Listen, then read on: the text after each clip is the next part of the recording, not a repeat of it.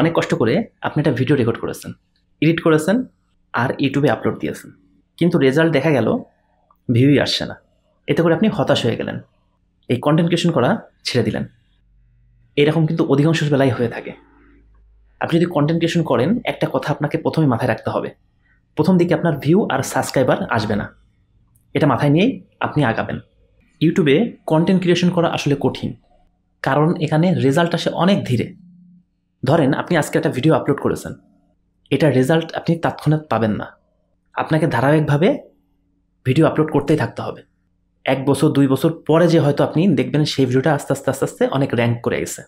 আপনি যদি আমার এই চ্যানেলে যেয়ে দেখেন, আর যে ভিডিওগুলো সব থেকে বেশি ভিউ হয়েছে, দেখবেন সেগুলা 2 বছর অথবা 1 বছর আগে আপলোড করা।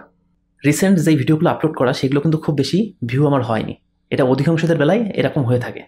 ইউটিউবের গ্রোথ কিন্তু একদিনে হয় না, মাস এমনকি বছরও লাগে। আর সেই সময়টা আপনাকে চেষ্টা করে যেতে হবে।